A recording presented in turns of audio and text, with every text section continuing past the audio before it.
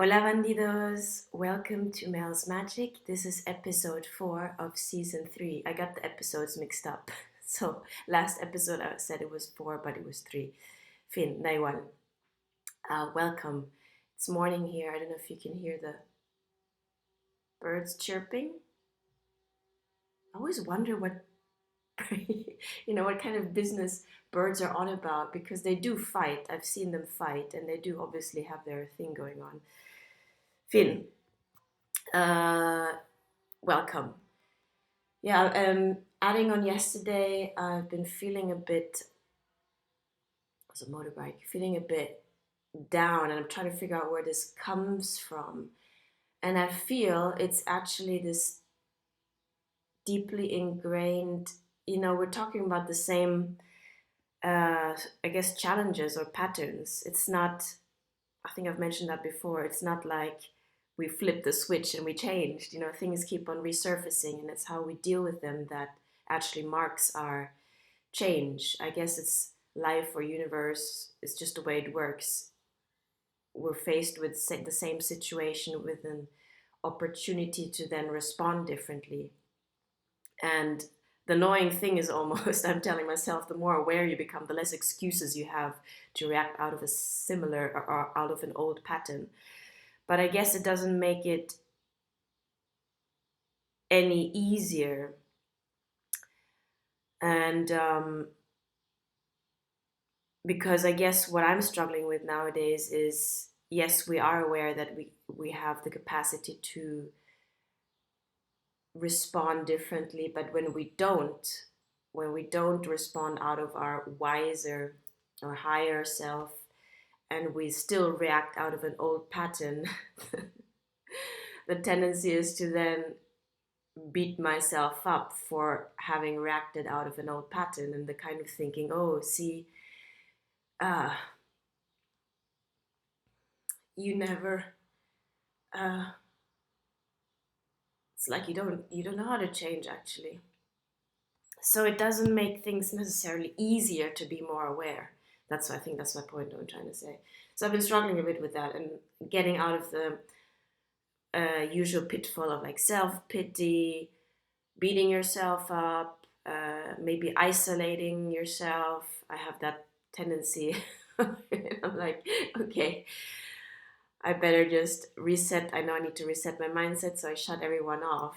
It's probably not the wisest thing either. But anyway, so I was wondering what is the best thing to do in this situation. This is like real situation, and I guess this is the real challenge, to have self-compassion. I mean, that's the testing ground for like, okay, uh, push comes to shove. Is that the right expression? What do we do now in the midst of it, when you're in the mud of it all and struggling with yourself? And I get yesterday I said, well, patience is required, and I guess underneath patience is first and foremost compassion. So okay, you're not exactly where you want to be. Maybe things are not manifesting as fast as you want them to be, and then you start questioning yourself whether what you're doing is even right.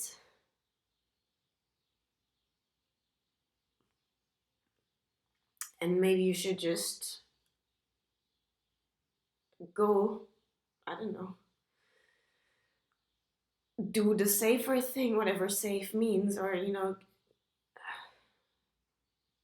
basically do things differently. So, but I guess we know that that doesn't work either. I mean, we've come too far to go back again. So I guess self compassion is the way. So, self compassion, allowing for everything to just be there, including feelings. So that's the real testing ground. And I picked up this morning a little note which I hung on my bed kind of a year ago when I was really militant. I had to be militant with myself to mobilize myself out of this paralyzing depression I was in. So my morning routine a year ago was: number 1, give thanks; number 2, drink water; number 3, brush teeth; Number 4, do sun salutations. Number 5, wash your face and put cream on. Number 6, breath work. Number 7, meditate. Number 8, skip rope. Number 9, morning pages. Number 10, 15-minute sketch. Those quite ambitious. I guess I kept on adding. I'm looking at what I wrote and I kept on adding points. So the basic steps were basically give thanks, drink water, and brush teeth. That's how I started. And I guess looking at this helps me remember how far we've come.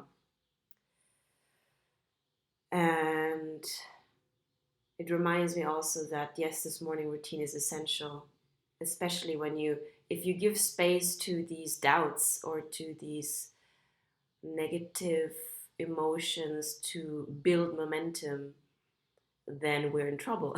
So the whole point of a morning routine is to kind of set myself up for success, set ourselves up for a positive momentum and build on that straight from the start. I'm still at it. I'm kind of refining it. Maybe I should go back to this list. I drink water is essential. We're apparently way too dehydrated. Yeah. Anyway, I pulled a card yesterday, which I feel is very applicable, from the Enchanted Map Oracle deck. And it's this card, the Field of Dreams. 21 also adds up to 3. It's the card of the Empress. I'm a number 3 in the life path. And let's read it. I want to read it out to you. So you see this kind of elves sitting on eggs. One is hatched or one is hatching. And they're kind of waiting for things to, I guess, hatch. And that's a good point I wanted to make on telling myself, on having patience, dreaded patience, and faith. So the card is the Field of Dreams. Put it here. Field of Dreams. Your thoughts, feelings, and beliefs are always engaging the vast field of pure potential. This is the perfect time to harness the field of vast potential not yet realized in your life. Great abundance is yours if you're willing to do the work alongside the gentle gardener. Be clear about your thoughts, feelings, and beliefs. Concentrate on your best life regardless of the temporary outer conditions imposed upon you by the greater world, which has its own story to tell. You have a basket full of seeds that are quite powerful, for your talents are divinely inspired and will indeed lead to a great harvest to be shared with others. You will reap what you have sown. Dream big, dream beautiful, take action and tend to the garden of your life and experience the extraordinary. Isn't that a beautiful message? These oracle cards work. I mean, they really pick you up. And so I guess the message is right there. Let's have some patience in and trust that things just unfold in their own divine time and not always when we want them to. I'm so impatient, I want things to manifest instantly. So this is a good message that as long as we cultivate our garden of consciousness and water the seeds of those values that we want to cultivate and embody, so patience, compassion, love, freedom, bliss, empowerment, etc., the list goes on, we have to water them and not give in to doubt just because things haven't manifested as quickly as we want them to. A friend of mine, when I was in Bangkok, told me a good quote, and I actually wrote it down here because when I brush my teeth, I look at it and it reminds me. It's a good reminder, and it said, auf Deutsch, in German, Du bist nur schwach, wenn du an dir zweifelst. Meaning, you're only weak when you doubt yourself. In español es, solo estás débil o frágil cuando te dudas a ti mismo. Super bonito, no? So I guess that's it. If there's anything such as, quote unquote, the devil, I would call it this nagging voice of self-doubt that eats away at our dreams and at our vision and patience and tries everything to sabotage us into feeling and being and living our highest self, i.e., the highest expression of ourselves.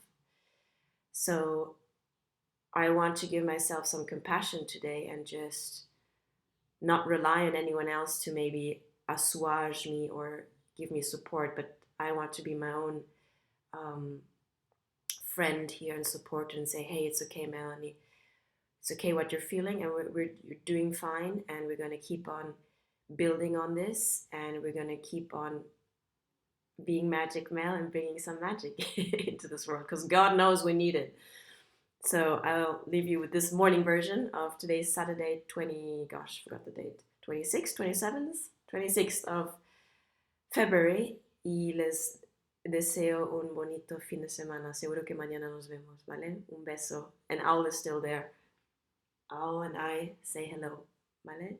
Let's keep on watching your field of dreams. Ciao, un beso.